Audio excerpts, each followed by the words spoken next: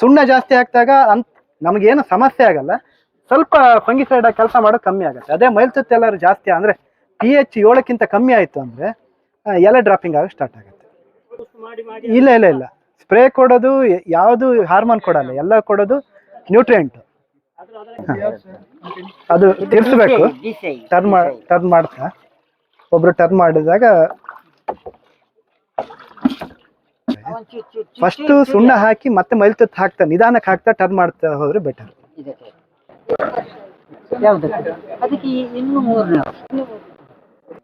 ಸ್ವಲ್ಪ ಟೆಂಪ್ರೇಚರ್ ಚೆನ್ನಾಗಿದ್ದಾಗ, ಮೋಡದ ವಾತಾವರಣ ಇಲ್ಲದೆ ಒಂದು ಬಿಸಿಲು ಮೋಡ ಈ ಥರ ಇದ್ದಾಗ ಹೊಡೆದ್ರೆ ಹೆಚ್ಚು ಕಮ್ಮಿ 40 ರಿಂದ 45 ದಿನ ಕೆಲಸ ಮಾಡುತ್ತೆ. ಅದೇ ಮೋಡ ಇದ್ದು ಸಣ್ಣ 1-2 ಮಳೆ ಬರ್ತಾ ಇದ್ದಾಗ ನಾವು ಬೋರ್ಡ ಹೊಡೆದ್ರೆ ಒಂದು 20 ರಿಂದ 30 ದಿನ ಗ್ಯಾರಂಟಿ ಇದಾಗತ್ತೆ.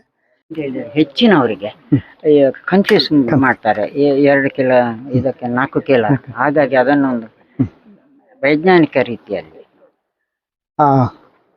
ಈಗ ಬೋರ್ಡು ರೆಡಿ ಮಾಡೋದಕ್ಕೆ ಹೈಡ್ರೇಟೆಡ್ ಲೈಮು ಈಗ ಇವರು ತಂದಿದ್ದಾರೆ.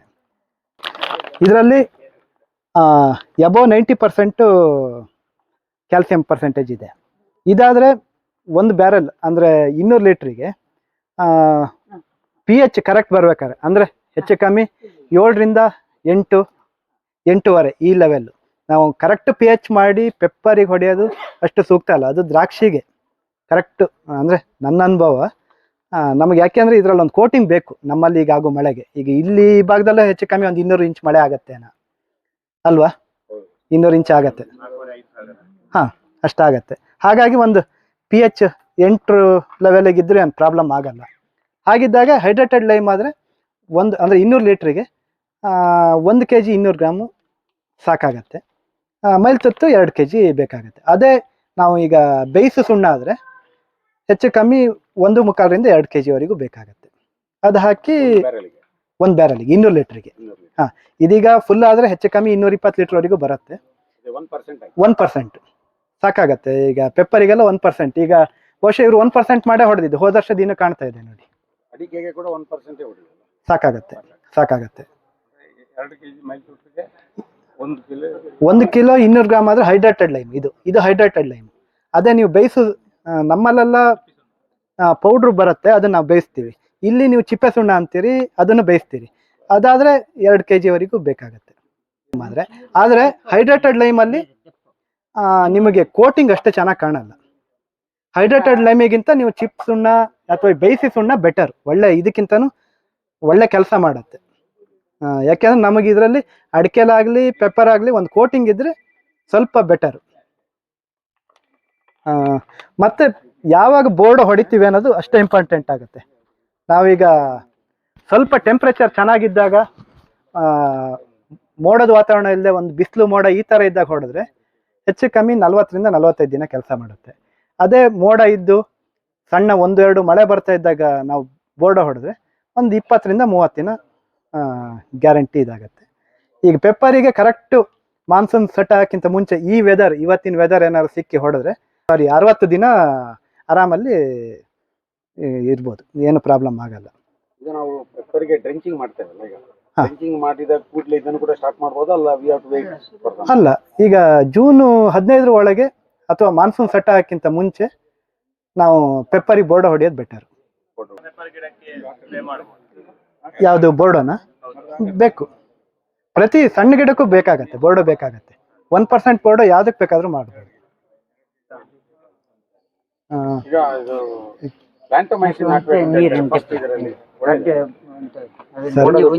ಇಲ್ಲ ಸರ್, ಬೋರ್ಡದೊಟ್ಟಿಗೆ ಬೇರೆ ಯಾವುದು ವರ್ಕ್ ಆಗಲ್ಲ. ಡೌಟ್ ಸರ್, ಇಲ್ಲ ರೆಡಿ ಮಾಡ್ತಾರೆ.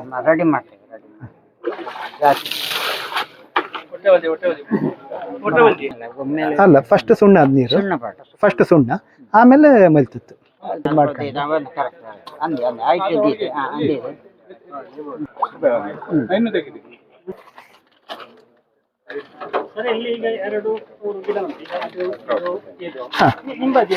ಹೌದು. ಈ ಒಂದು ಡಿಫರೆನ್ಸ್ ಗೆ ಕಾರಣ ಏನಾಗಿದೆ? ಹೈ ಇಲ್ಡ್ ಬಂದ ಕಾರಣ ಇದು ಸ್ವಲ್ಪ ಎಲ್ಲ ವೀಕ್ ಕಾಣೋದಲ್ಲ. ಒಂದು ಹೈ ಇಲ್ಡ್, ಆಮೇಲೆ ಎಲ್ಲೋ ಸಣ್ಣಕ್ಕೆ ರೂಟ್ ಡ್ಯಾಮೇಜ್ ಆಗಿದೆ. ಹೌದು, ಸಾಧ್ಯತೆ ಉಂಟು. ಇದೀಗ ಒಳ್ಳೆ ಹೆಲ್ದಿ ಗಿಡ, ಅದು ಹೆಲ್ದಿ maintain ಅಂತ ಹೇಳ್ಬೋದು. ಹೇಳ್ಬೋದು. ಮತ್ತೆ ಕಂಟಿನ್ಯೂಸ್ 3-4 ವರ್ಷ ಈ ಒಳ್ಳೆ ಕ್ರಾಪ್ ಬಂದ್ರೆ ಈ ತರ ಹೋಗುತ್ತೆ. 1 ವರ್ಷ 2 ವರ್ಷ ಆದ್ರೂ ಬ್ರೇಕ್ ಬೇಕು ಪೆಪ್ಪರಿಗೆ. ಈಗ ನಾವು ಹೇಳ್ತೀವಿ ಪ್ರತಿ ವರ್ಷ ಒಂದೇ ತರ, ಕೊಟ್ಟು ಅದನ್ನು ಬೂಸ್ಟ್ ಮಾಡಿ ಇಲ್ಲ ಇಲ್ಲ ಇಲ್ಲ, ಸ್ಪ್ರೇ ಕೊಡೋದು ಯಾವುದು ಹಾರ್ಮೋನ್ ಕೊಡಲ್ಲ, ಎಲ್ಲ ಕೊಡೋದು ನ್ಯೂಟ್ರಿಯೆಂಟ್. ಆದ್ರೆ ಅದರ ಕೆಪಾಸಿಟಿಯಿಂದ ಬಹುಶಃ ಇಲ್ಲ ಜಾಸ್ತಿ ಏನು ಬರ್ತಾ ಇಲ್ಲ. ಕಂಟಿನ್ಯೂಸ್ ಈಗ 3-4 ವರ್ಷ ಬಂದ್ರೆ ಸ್ವಲ್ಪ ವೀಕ್ ಆಗುತ್ತೆ. 1 ವರ್ಷ ಅದು ರೆಸ್ಟಿಗೆ ಹೋಯ್ತು ಅಂದ್ರೆ ಮತ್ತೆ ರಿಕವರಿ ಆಗುತ್ತೆ. ಅದ್ರ ಪಾಡಿಗೆ ರೆಸ್ಟ್ ಕಾಣುತ್ತೆ. ನಾವೀಗ ಕೆಲಸ ಮಾಡೋದು ಬ್ಲಾಂಕೆಟ್ ಆಗಿ ಮಾಡ್ತಾ ಹೋಗ್ಬೇಕು, ಅದೇ ತಾಣುತ್ತೆ. ಹಾ, ಸುಣ್ಣ ಹಾಕಿದ್ರೆ ಇನ್ನು ಮಾಮೂಲಿ ಮೈಲ್ತುತ್ತು. ನೀವು ಮೈಲ್ತುತ್ತು ಗ್ರಾನ್ಯೂಲ್ಸ್ ಅಥವಾ ಪೌಡ್ರ? ಇದು ಗ್ರಾನ್ಯೂಲ್ಸ್ ಎರಡು ಸಹ ಉಂಟು. ಅದು ತಿರ್ಸ್ಬೇಕು, ಟರ್ನ್ ಮಾಡ್ತಾ ಒಬ್ರು ಟರ್ನ್ ಮಾಡಿದಾಗ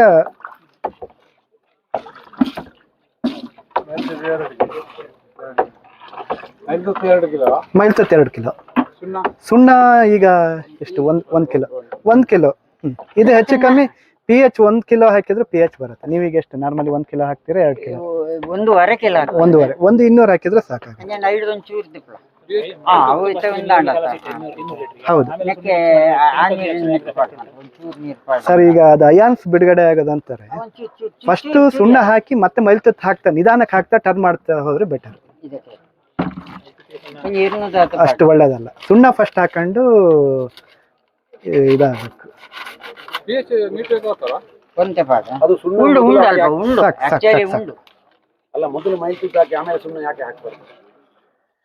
ಅದೇ ಈಗ ಅದು ಮಿಕ್ಸಿಂಗ್ ಇದಾಗಬೇಕಾದ್ರೆ ಅಯಾನ್ಗಳು ಇದಾಗ್ತವೆ, ಕಾಂಪೌಂಡ್ ಆಗೋದೇ ಇರುತ್ತೆ. ಆ ಟೈಮಲ್ಲಿ ನಮಗೆ ಸುಣ್ಣ ಬೇಸ್ ಇರಬೇಕು. ಈಗ ಕೆಲವುದು pH ಸರಿ ಆಗೋದೇ ಇರುತ್ತೆ. ಈಗ ನೀರಿನ pH ವೇರಿ ಇರುತ್ತೆ. ಹಾ, ಮೈಲ್ತುತ್ತು ಜಾಸ್ತಿ ಹಾಕಿದ್ರೆ ಕಷ್ಟ ಆಗುತ್ತೆ. ಅಂದ್ರೆ ಕಷ್ಟ ಆಗುತ್ತೆ. ಅದಕ್ಕೆ ಎಷ್ಟು ಬೇಕೋ ಅಷ್ಟು ಮಾತ್ರ.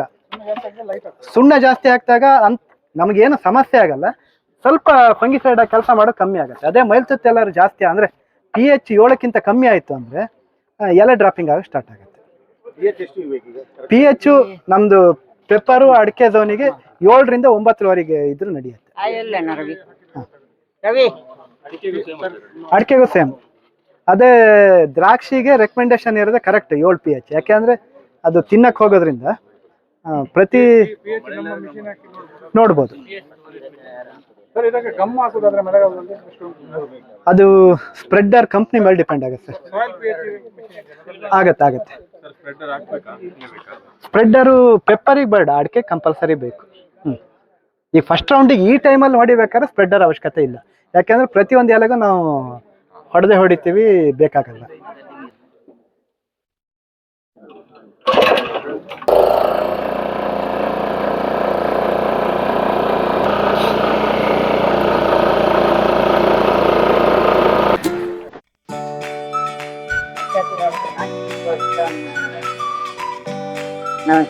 ಇದು ಇವತ್ತಿನಿಂದ ಸ್ಟಾರ್ಟ್. ನಾನು ಇಲ್ಲರೇ ಆವಾಗಲೂ 7ವರೆಗೆ ಬರ್ತಾರೆ. ಇದು ನಾನು ಪೆಪ್ಪರಿಗೆ ಇಲ್ಲ ಅದಕ್ಕೆ ಈಗ ನಾವು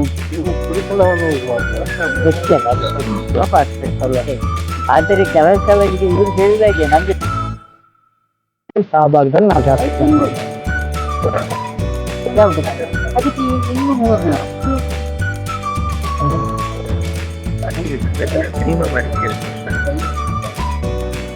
ನಿಮಗೆ ಇದು ಬರಲ್ಲ. ಗ್ರೀನ್ ಇದು ಚೇಂಜ್ ಆಗುತ್ತೆ.